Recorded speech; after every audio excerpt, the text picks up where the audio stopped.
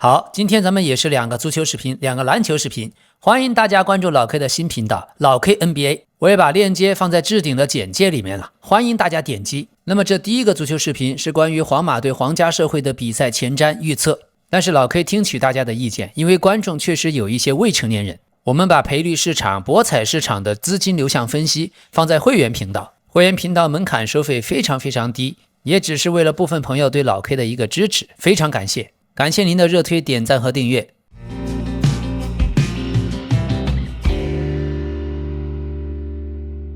首先說結論，最可能的比分2-0或者2-1，皇馬取勝。那麼今天呢，皇馬對皇家社會，其實這是第一輪，但因為皇馬大量的球員參加世界杯，所以延期。皇馬因此已經在第2輪客場踢了西班牙人，現在回到伯納烏再補第一輪。這同時也是新任主教練穆里尼奧2進宮之後第一次在正式比賽中回到主場伯納烏執教。首戰皇馬雖然2-1擊敗西班牙人，但並不輕鬆。貝林厄姆早早頭球得分，西班牙人卻扳平了，直到第90分鐘才由替補中鋒埃斯皮完成絕殺。而最關鍵，隊裡面工資最高的2位大哥姆巴佩和維尼修斯，因為世界杯後歸隊比較晚，比賽節奏還沒有恢復。這次的對手皇家社會呢，剛剛0-1輸給了貝蒂斯，但他們前55分鐘其實控制得不錯，奧斯卡松還獲得明顯的機會，蘇切奇還擊中過門框。真正的問題出現在比賽後半段，控球失誤增加，面對收緊後的空間不容易繼續制造威脅。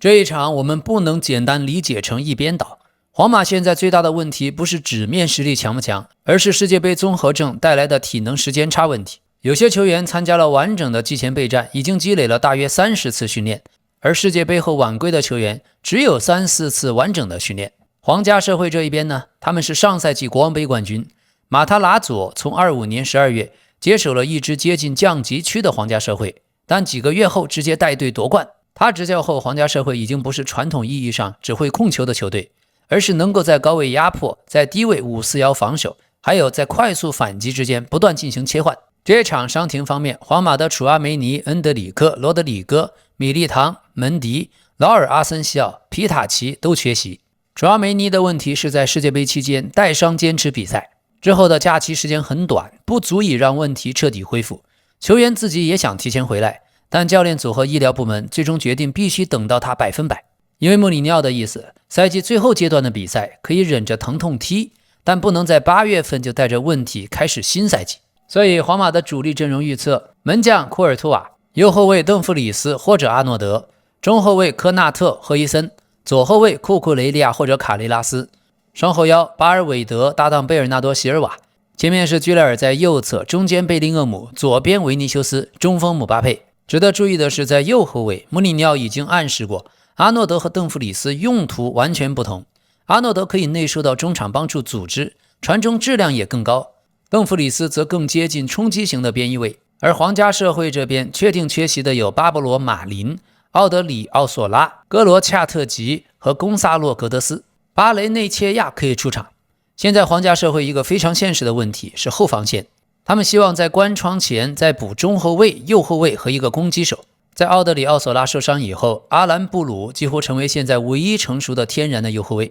而就在比賽前一天，皇家社會已經和切尔西談妥了马馬杜薩爾的租借。薩爾身高1.94米，租期1年，沒有買斷條款。2位主教練關於皇馬的穆里尼奧，第一場比賽我們已經注意到了，當埃斯皮絕殺的時候，工作人員都衝上去瘋狂慶祝，穆里尼奧自己反而很冷靜，留在原地相當克制。起碼到現在為止，他能夠自己控制情緒。就像發布會上他說的，我不希望伯納烏以特殊的方式歡迎我，我希望他歡迎球隊。這次穆里尼奧的回歸確實帶了一些謙遜的意味。而本場比賽前，有人問穆里尼奧是否真的變溫和了，他的回答是自己這些年確實更平靜，也更能控制情緒。到目前為止，他沒有發現任何球員懶散。他說，也許這些球員和工作人員正在保護我，不讓我露出性格裡黑暗的那一面。而另一方面，穆里尼奧對現在的皇馬，他最關鍵的命題是維尼修斯加姆巴佩加貝林厄姆必須一起用，3個要一起上。他的邏輯，3個人之間不存在問題，而3個球員帶來的正價值遠遠大於可能出現的戰術不協調，這會成為穆里尼奧2期皇馬最重要的線索。這一點老 K 也非常贊同。3位大哥今天這個發揮一下，明天可能是另外一個。總之，在球隊不順的時候，誰都有可能站出來。而當三位大哥只要有2個發揮出色，那可能就是一場大勝。OK， 我們再看一下皇家社會的馬塔拉佐，這是個出生在美國的美國人，意大利移民家庭，但卻在著名的哥倫比亞大學讀應用數學。哇，如果不踢足球，用他自己的話說，很可能會進入金融行業。但大學畢業的馬塔拉佐沒有選擇高薪職業，而是去德國低級別聯賽踢球，並且在那裡生活、踢球和執教了20多年。後來加入納格爾斯曼的團隊，還先後執教過斯圖加特、霍芬海姆。在美國，人們把他當意大利人；去了意大利，他又成了美國人；到了德國，他是意大利裔的美國人；現在又到了西班牙，我們都不知道該怎麼說他。另外，這位主帥非常的浪漫，喜歡音樂。小時候，全家開着雪佛蘭面包車去參加足球比賽，車裡經常放意大利歌手尼諾·丹傑羅和托托·庫圖尼奧的磁帶。長大一些後，他自己學吉他，和隔壁一個希臘裔的朋友一起還寫過歌、唱過歌。後來又迷上了 Radiohead 和 Coldplay。這次他接手的皇家社會，當時距離降級區非常近，但幾個月後擊敗馬德里競技，他們拿到了國王杯。馬塔拉佐成為第一位在歐洲5大聯賽贏取重要獎杯的美國籍主教練。比賽中，西蒙尼的馬德里競技莫名其妙就被馬塔拉佐的皇家社會給收拾了。而隨後在聖塞巴斯蒂安，皇家社會奪冠的慶典，他面對10萬名球迷，竟然專門準備了一段2分鐘左右的巴斯克語致辭，所以這家伙在當地太討喜了。不過目前這位好先生正在跟管理層較勁兒。賽前，他和體育總監布雷托斯和主席阿培里貝進行了非常直接的对陣容的討論。好先生馬塔拉佐直言，自己從來不會公開要求俱樂部要買誰，但他們3個人已經明確討論過，球隊現在缺少3個具體的位置。好，球員方面，我們首先關心姆巴佩。上一場对西班牙人，他制造了不少進攻，但沒有取得進球。他跟維尼修斯都缺乏比賽節奏，但有一點，在世界杯期間，穆里尼奧已經和他進行過大量交流，他和穆里尼奧的關係比我們想象中更熟，所以讓我們耐心一點，多給那麼一點點時間。而維尼修斯上一場比賽後，穆里尼奧公開表示，針對維尼修斯的犯規挑釁已經形成一種反覆出現的模式。但同時他又明確指出，維尼修斯本人必須提高情緒控制能力，這就很重要。穆里尼奧進行了典型的对外保護、對內要求。賽後私下裡他又找到了維尼修斯，明確告訴他自己會支持他。穆里尼奧正試圖給他建立一道保護盾，但同時希望他不要因為衝突影響到比賽。但現在老 K 覺得最大的問題是維尼修斯整容之後會不會影響風水。從面相來看，大家現在覺得他又老邁，而且還發福了。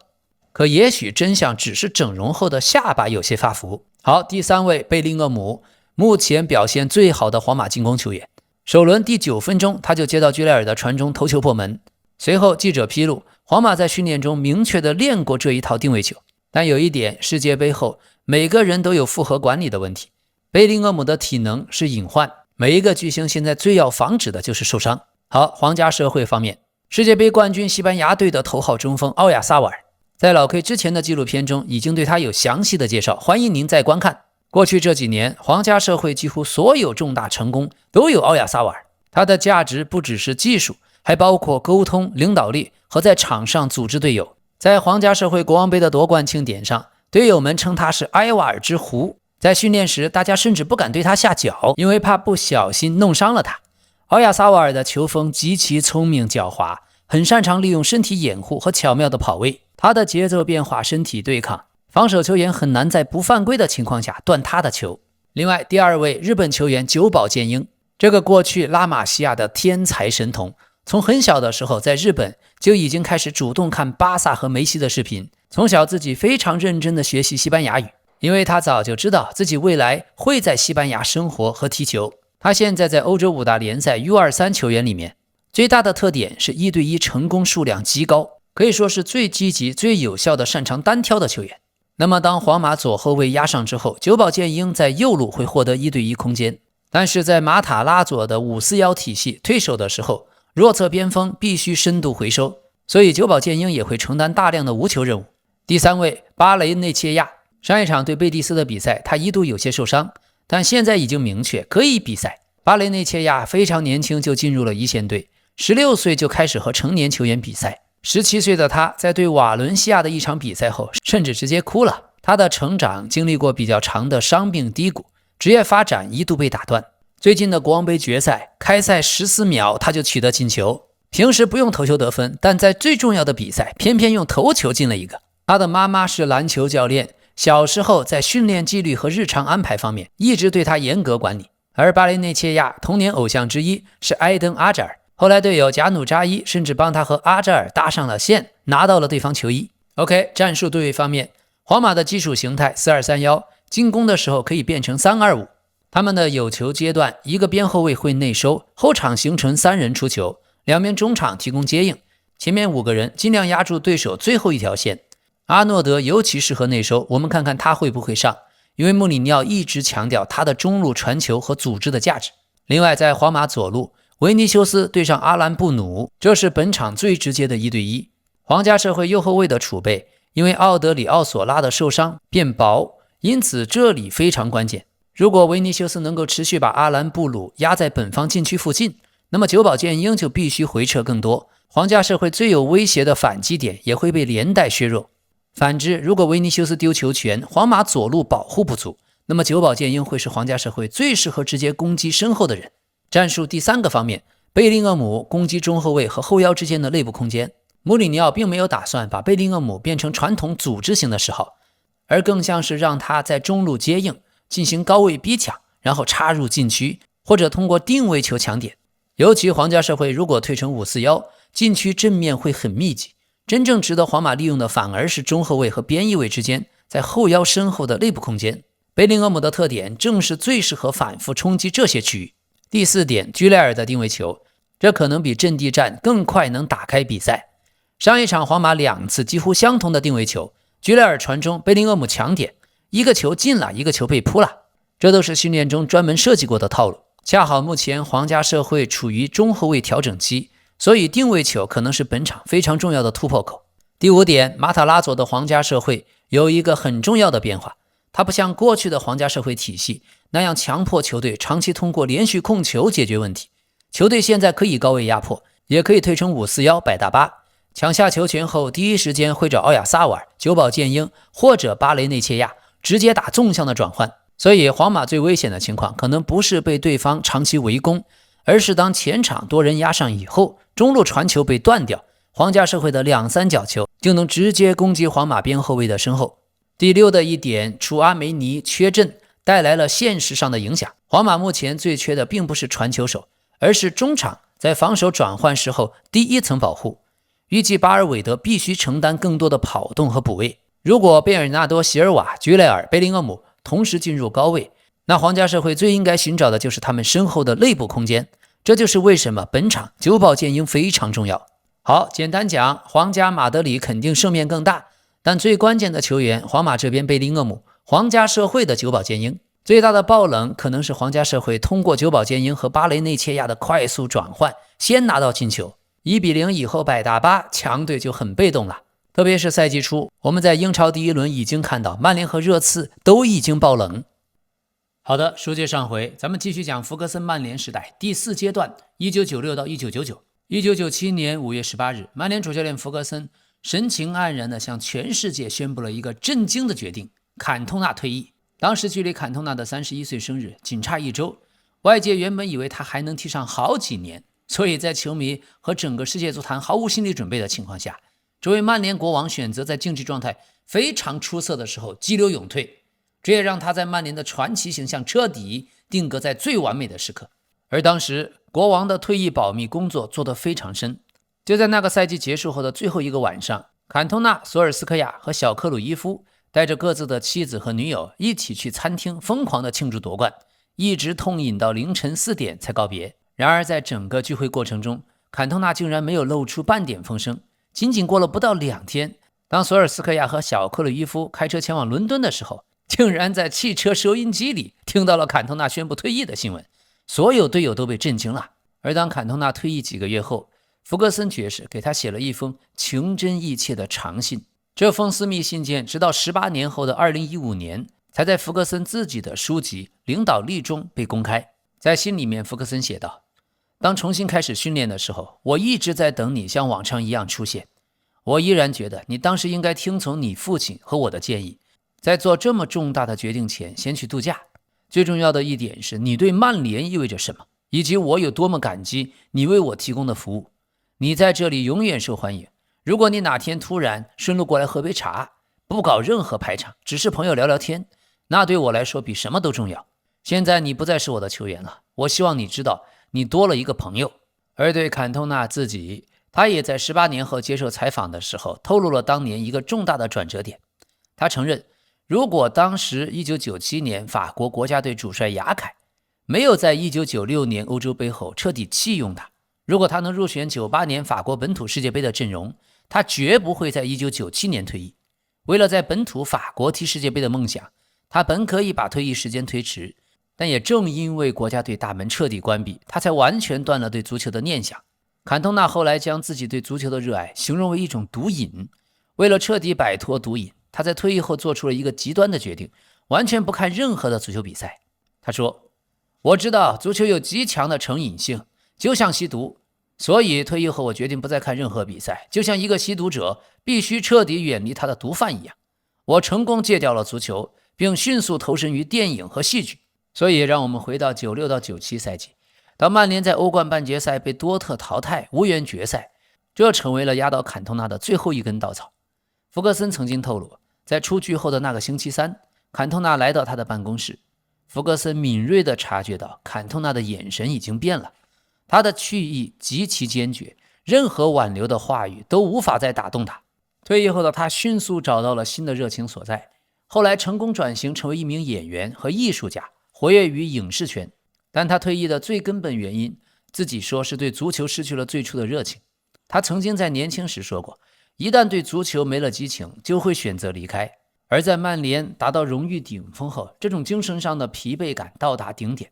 並且坎通納曾經公開炮轟當時曼聯的俱樂部董事會，稱這些人滿腦子都是錢，過分追求商業化的運作，完全不尊重球員的利益。這也讓他感到心灰意冷。於是我們在足球場上再也沒有看到過坎通納。老 K 現在都清晰地記得，當年他退役的時候，無數人都預測他會像邁克爾·喬丹一樣，總會在第2年甚至更早的時候就會復出。許多人都認為這次退役跟喬丹一樣，只是一次商業炒作，但我們都低估了國王，曼聯的國王。而他留給曼聯的不只是進球數据而已。事實上，他最後一個賽季聯賽只有11個進球，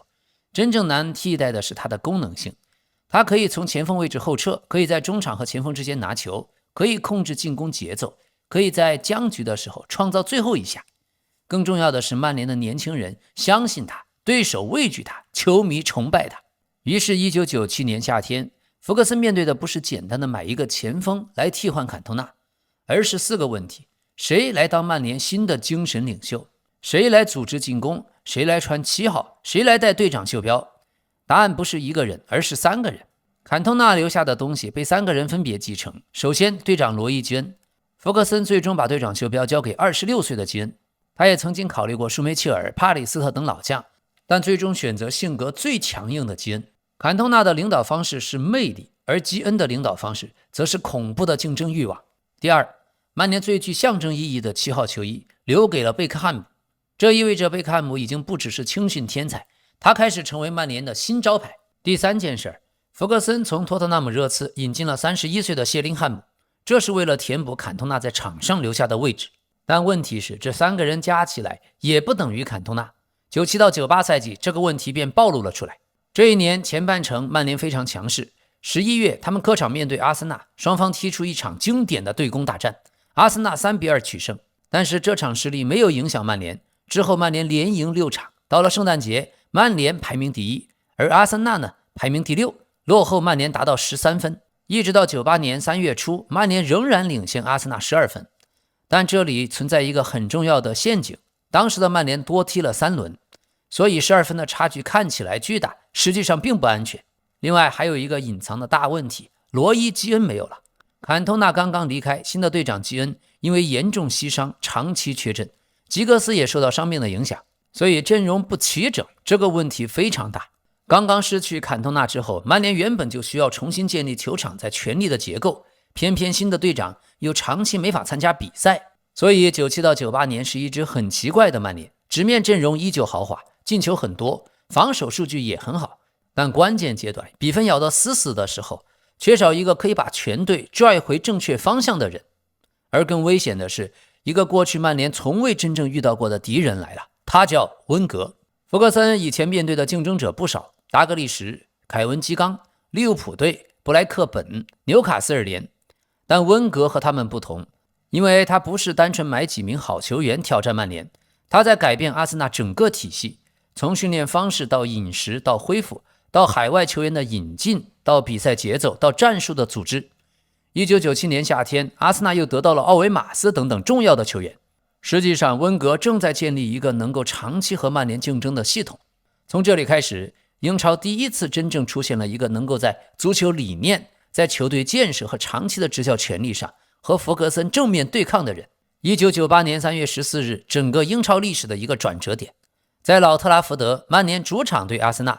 如果曼聯贏下來，阿森納的追趕難度會突然變得極大。但結果曼聯在主場0-1輸了，進球的人正是馬克·奧維馬斯。隨後阿森納開始瘋狂連勝，從聖誕節之後，他們在17輪比賽中拿到45分，也就是說17輪比賽只丟了6分。擊敗曼聯之後，更是連續取得8場勝利，原本遙遙領先的曼聯終於被反超了。最後的結果，阿森納78分，曼聯77分，只差1分。阿森納同時贏得那個賽季的足總杯，完成雙冠王。溫格成為第一位獲得英超冠軍的海外主教練，而對弗格森來說，這個結果甚至比普通的丟冠軍更加刺痛，因為這不是95年輸給布萊克本那種因為坎通納的長期禁賽，而是你領先了已經那麼多，然後有人追上來，在你的主場擊敗你，再把冠軍從你手裡奪走。更關鍵的是，溫格沒有離開，阿森納也沒有崩盤。弗格森知道這個敵人明年還會來的。而在歐洲賽場97到98的歐洲冠軍聯賽，曼聯一度表現非常好，小組賽甚至3-2擊敗了強大的尤文图斯。看起來經過上賽季的4強經歷，他們應該更進一步。但1/4決賽，曼聯面對摩納哥，第一回合在摩納哥0-0，第二回合回到主場1-1，結果因為當時採用的客場進球規則，摩納哥晉級。於是這個賽季出現一個非常刺眼的結局，英超第二，足總杯沒拿到，歐冠8強就出局了，一個賽季沒有重要的冠軍。於是1998年夏天，弗格森該怎麼辦？這裡是老 K 認為弗格森整個曼聯生涯中非常經典的一次重建。許多教練輸掉冠軍以後會大買10個人甚至更多，但弗格森沒有。他判斷曼聯的核心沒有問題，貝克漢姆、吉格斯、斯科爾斯、羅伊基恩、巴特、加里內維爾、安迪科爾、舒梅切爾，這些都可以繼續。真正缺的只有幾個關鍵零件，所以他沒有推翻球隊，只補了3個洞。他重點解決3個位置。第一個零件，他從埃因霍溫得到荷蘭中後衛雅普斯塔姆。當時花在這名中後衛身上的巨額轉會費，讓許多英格蘭媒體產生嚴重質疑。但很快大家發現，這個人的身體條件非常適合曼聯，他又強壯又快，正面防守凶狠，轉身也靈活，他可以讓防線站得更靠前。媒體們後來回顧弗格森的最佳引援，也認為斯塔姆第1年就證明了自己的價值。老 K 記得很清楚，當時的報紙上反覆討論，有許多英超的主教練和前鋒看到斯塔姆那麼高，那麼我們就打他身後，他轉身慢。但是這讓在荷蘭聯賽踢過球的球員們笑掉了大牙，尤其是斯塔姆在埃因霍溫的隊友。訓練中、比賽中，大家都知道斯塔姆的轉身有多快。另外，第2個零件，弗格森還從帕爾馬隊得到了瑞典邊路球員布羅姆奎斯特。這筆交易沒有那麼耀眼，但它非常重要，因為前一個賽季已經證明，一旦吉格斯受傷，曼聯的左路明顯下降。所以弗格森並不是買一個人來取代吉格斯，而是當吉格斯不能上的時候，要有那麼一個人讓整個體系仍然能夠運轉。這就是3冠王的曼聯陣容深度越來越可怕的原因。第3個零件最關鍵，德懷特約克。當時弗格森原本最希望得到的是克魯伊維特，但克魯伊維特最終去了巴塞羅那，所以弗格森轉向阿斯頓維拉的德懷特約克，價格高達1260萬英鎊。在當時這個價格太貴了，因為約克從未在歐洲最高舞台真正證明自己。但弗格森看中的不是單純進球的數字，他已經有了安迪科爾，還有索爾斯克亞和谢林漢姆，他缺的是另一種前锋。约克能夠進球，能夠回撤，能連接中場，還能和另一個中鋒配合，而且速度足夠。最終約克成為98到99賽季英超並列最佳射手，進了18個球。於是這一年的曼聯出現一個特別有意思的東西，他們擁有4名優秀前鋒：約克、科爾、索爾斯克亞、謝林漢姆。這4個人不是簡單的主力加替補，每個人功能不同。約克可以連接，科爾擅長跑位，擅長禁區終結，謝林漢姆更擅長回撤組織，索爾斯克亞則特別適合在比賽後段替補上場，尋找防線的漏洞。所以弗格森可以根據對手的不同改變鋒線組合。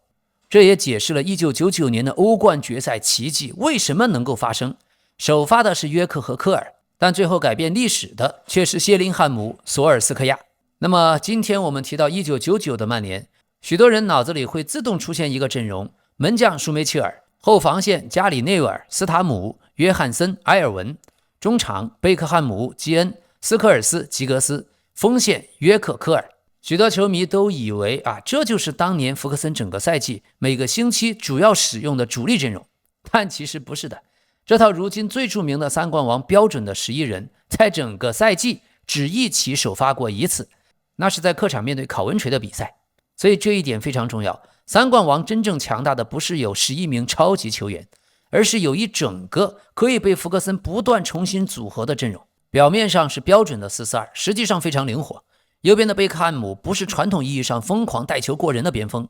他更多通過提前的45度傳中、長距離的轉移、定位球，還能從距離對方球門很遠的地方送出長傳。左邊的吉格斯則完全不同，他的速度、突破、內切、縱向的撕裂，所以曼聯左右兩邊天然就是不对称的。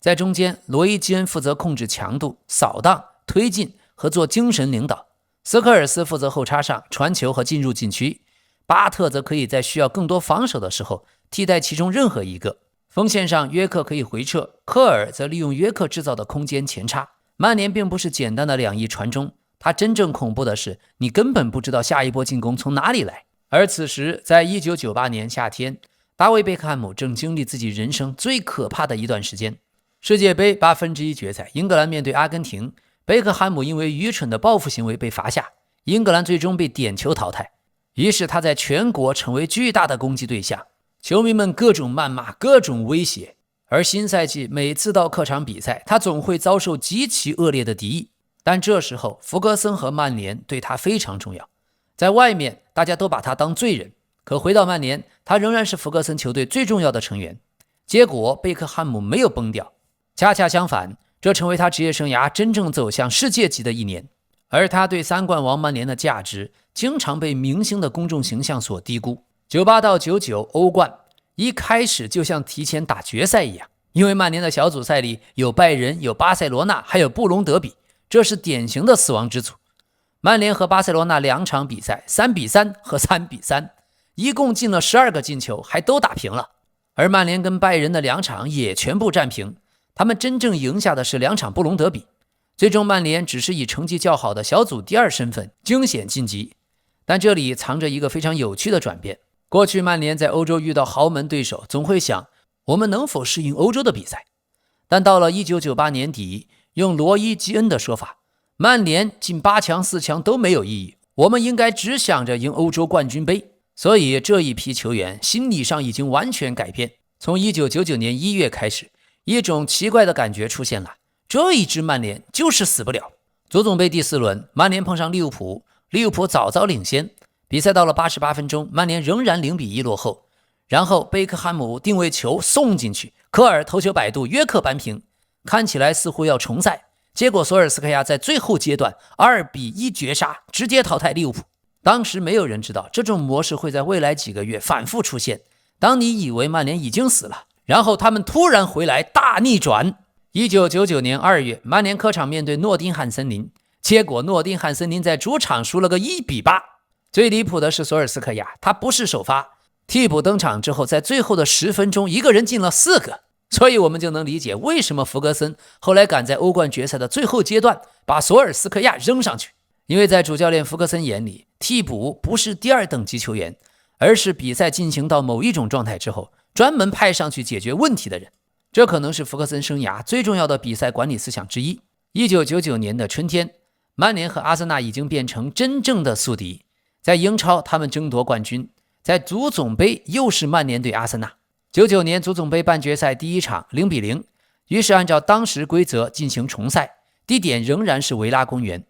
1999年4月14日，這可能是整個曼聯90年代最重要的一場國內比賽。貝克漢姆先讓曼聯領先，但對面的博格坎普扳平。隨後羅伊·基恩被罰下，曼聯被迫10人作戰。比賽最後階段，阿森納還獲得點球，主罰的人博格坎普。如果這個球進，阿森納大概率晉級足總杯決賽。更重要的是，曼聯和阿森納當時還在爭奪英超冠軍，所以這一個點球甚至可能在心理上同時影響2個甚至3個冠軍。但博格坎普的射門被神勇的舒梅切爾撲了出來，比賽進入加時，然後出現了吉格斯職業生涯最著名的一個球。維埃拉在中場傳球失誤，吉格斯接到球權，前面沒有明顯的傳球線路，於是他選擇自己來，他一路突破，衔枚疾走，穿過阿森納的防線，最後面對門將希曼，左腳把球打進球門上方，曼聯2-1取勝。那一幅足球歷史上最著名的畫面之一，吉格斯脫下了球衣，揮着衣服一路狂奔。這個球真正偉大的地方不僅僅是漂亮，而是如果舒梅切爾沒有撲出那個點球，如果吉格斯沒有这個進球，曼聯的3冠王可能在這兒就已經結束了。與此同時，在歐洲賽場還有一座更大的山——尤文圖斯。當時的尤文可不是普通豪門，在此之前96年他們歐冠冠軍，97年歐冠亞軍，98年歐冠亞軍，連續3個賽季進入歐冠決賽。而曼聯此前數次面對尤文，一直把他們當作學習歐洲足球最重要的標杆。半決賽第一回合在老特拉福德，曼聯1-1戰平尤文圖斯，這個結果對曼聯非常危險。如果第二回合是0-0，客場進球數規則，曼聯會淘汰。結果去了都靈，開場不久，對面英扎吉連進2個，尤文圖斯已經2-0領先，總比分已經變成3-1，曼聯又站到了懸崖邊上。然後發生了羅伊·基恩最偉大的一場比賽。第24分鐘，貝克漢姆開角球，基恩頭球破門，2-1，曼聯活了過來。但隨後基恩吃到黃牌，這意味着即使曼聯進入歐冠決賽，他也無法參加。許多球員想到這個，心裡已經亂了。基恩卻完全沒有，他繼續跑，繼續搶，繼續組織，繼續壓迫。約克隨後頭球扳成2-2，最後科爾打進第3個球，尤文圖斯2-3主場輸給曼聯，總比分3-4，曼聯晉級。這場比賽幾乎同時存在2個羅伊·基恩，一個參與進攻，一個負責消滅尤文圖斯的進攻。但是到了決賽，仍然有巨大的問題，基恩和斯科爾斯都不能踢，2人都因為累積黃牌停賽。曼聯歐冠決賽的中場中路直接少掉2名核心人物，對手偏偏又是最強大的拜仁慕尼黑，從陣容上看對曼聯非常不利，福克森不得不重新排列中场。這也是為什麼在那場決賽的曼聯實際上並沒有踢出賽季最好看的足球，他們很長時間都極為困難。但是在去歐洲決賽之前，曼聯還先得把英超拿下來。1999年5月16日，英超最後一輪，這時候曼聯只領先阿森納1分，對手強大的托特納姆熱刺。比賽剛開始不久，對方萊斯費迪南德進球，曼聯0-1落後。如果保持這個比分，阿森納會贏得冠軍。然而這時候站出來的人是貝克漢姆，他在上半場結束前將比分扳成1-1。下半場福克森換上科爾，科爾完成了一記漂亮的挑射，2-1，曼聯奪冠。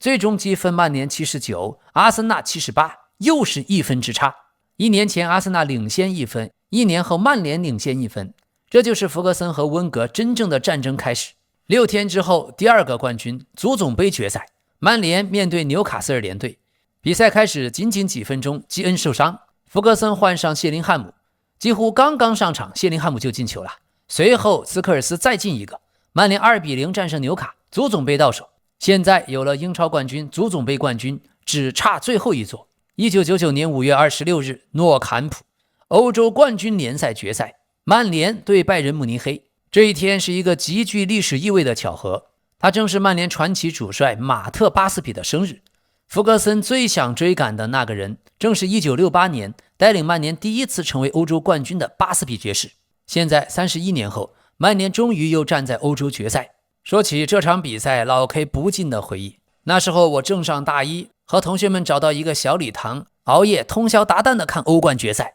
我記得之前好像還放了幾部錄像片。比賽開始了，第6分鐘曼聯就落後了，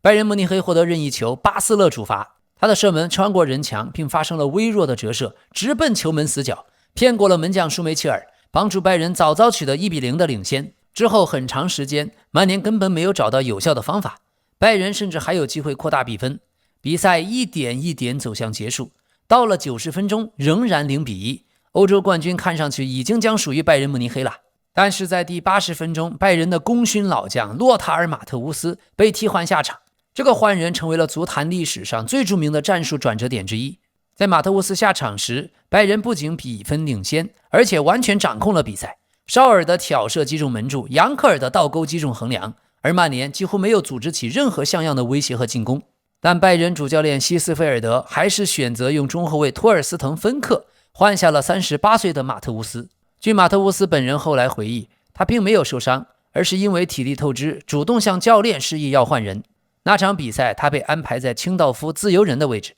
由於需要在中後場頻繁的奔跑、補位和推進，38歲的他確實有些力不從心。而且馬特烏斯也輕敵了，當時他認為大局已定，離場的時候表現得非常輕鬆和篤定。走回替補席以後，他甚至脫掉了球鞋，解開了腳踝上的繃帶，並且穿上了歐冠冠軍的紀念外套，坐在長椅上準備慶祝他職業生涯唯一缺少的那座歐冠獎杯。但正是他的下場引發了戰術崩盤。馬特烏斯是當時拜仁防線的防守指揮官，也是精神領袖。他下場後，拜仁的防線瞬間失去了組織核心。頂替他上場的芬克在隨後的混亂中沒有起到穩定軍心的作用，換下他是拜仁送給曼聯最大的禮物。看到拜仁撤下核心人物，福格森爵士立刻在第81分鐘派上索爾斯克亞孤注一掷，曼聯則士氣大振。福格森大旗一揮，最後打出2張牌，謝林漢姆、索爾斯克亞，這2個人都不是決賽首發，但福格森需要進球。到了補時階段，曼聯獲得角球，連舒梅切爾都衝進了禁區。貝克漢姆把球開出來，混戰，吉格斯的射門沒有完全踢正，謝林漢姆出現在最關鍵、最正確的位置，1-1。在拜仁球員幾乎已經準備慶祝冠軍的時候，突然加時賽來了，或者大家當時是這樣想的。重新開球後不久，曼聯再次獲得角球，還是貝克漢姆主罰，開進去，謝林漢姆頭球蹭向後點，那裡站着索爾斯克亞，超級替補，一腳2-1。2名替補2個進球，補時階段逆轉了歐洲冠軍。這一幕幾乎把整個福格森曼聯的精神濃縮在一場比賽，不，就濃縮在短短的3分鐘裡面。只要比賽沒結束，就不要以為曼聯死了。當比賽結束的一剎那，坐在替補席上的馬特烏斯神情呆滯，欲哭無淚。賽後，拜仁隊長中場核心埃芬伯格極度憤怒，他公開指責馬特烏斯在關鍵的時刻逃跑。他認為全隊最該下場休息的是帶傷堅持的他自己，而不是馬特烏斯。確實，這一次提前打卡下班的換人，最終讓馬特烏斯和大耳朵杯擦肩而過，成為他傳奇職業生涯中最具悲劇色彩的遺憾。人們忘不了拜仁後衛庫弗爾的絕望捶地和失控痛哭，他的崩潰是這場決賽最具代表性的畫面。當索爾斯克亞打入絕殺球以後，庫弗爾心理防線徹底崩潰，他跪倒在草地上，用雙拳死死地瘋狂地捶打着諾坎普的草皮，淚流滿面。賽後他連站起來的力氣都沒有了，是被工作人員強行架離了球場。那一幕，這就是那該死的足球。而作為球队最後一道防線，拜仁門將卡恩在被絕杀後直接癱坐在球門線上，後背靠着立柱，他雙眼無神地盯着前方，整整幾分鐘一動也不能動，仿佛變成了一尊雕像。這位平日裡脾氣最暴躁、堅不可摧的獅王，在那一刻眼神裡只有空洞，只有難以置信。而身材高大的拜仁中鋒杨克爾在中場哨响後直接趴在草地上痛哭。他在比赛中曾有一腳精彩的倒掛金鈎擊中橫梁，原本有機會殺死比賽。賽後領獎的時候，這位鐵漢哭得像個孩子，甚至在主裁判著名的光頭科里納試圖拉他起來的時候，他依然将頭埋在草地裡，拒絕面對現實。還有第71分鐘替補上場的绍爾，他的挑射也曾經擊中立柱。當曼聯反超比分的時候，轉播鏡頭掃過曼聯的替補席，绍爾和身邊的隊友雙手抱着頭，面部肌肉僵硬，眼神裡全是被命運捉弄的絕望。還有進球功臣巴斯勒，他在第89分鐘被換下，當時他以為冠軍已是囊中之物，甚至在場邊開始向看台上的拜仁球迷揮手致意。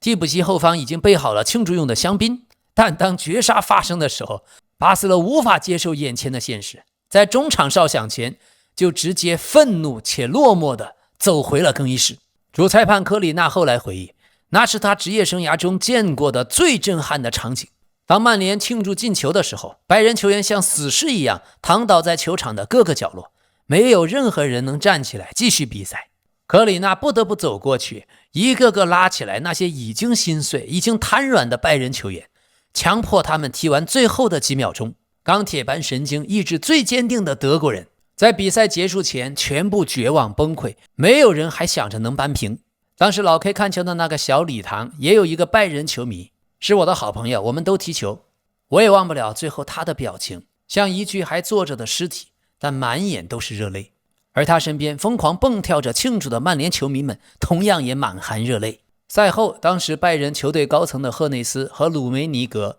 他們在更衣室在賽後面對媒體，同樣也展現出极度崩潰的心理，那種被命運無情捉弄的絕望和麻木，誰都沒有辦法，所有人都束手無策。當他們走進更衣室，看到癱倒在長椅上痛哭失神的球員，他們都說不出任何安慰的話，沒有任何戰術總結，沒有管理層的訓話。赫內斯和魯梅尼格只是默默地陪着球員們，甚至連最基本的組織隊伍去參加頒獎典禮都變得極其艱難。魯梅尼格賽後走過更衣室，對着媒體說，在1分鐘的時間裡，我們經歷了從天堂到地獄的滋味，這是足球歷史上最殘酷的懲罰。這句話也成為那一晚上拜仁全隊高層、教練和球員們唯一達成的共識。他們不是輸給了曼聯，而是輸給了命運的惡作劇。這場沉重的打擊被德國媒體稱為所有失敗的母親，也讓高層在很長一段時間內無法釋懷。這期間還有一個流傳甚廣的細節，當傷停補時開始的時候，時任歐足聯主席約翰森和拜仁主席貝肯鮑爾認為拜仁必勝，便提前離開貴賓席，乘坐電梯下樓準備頒獎。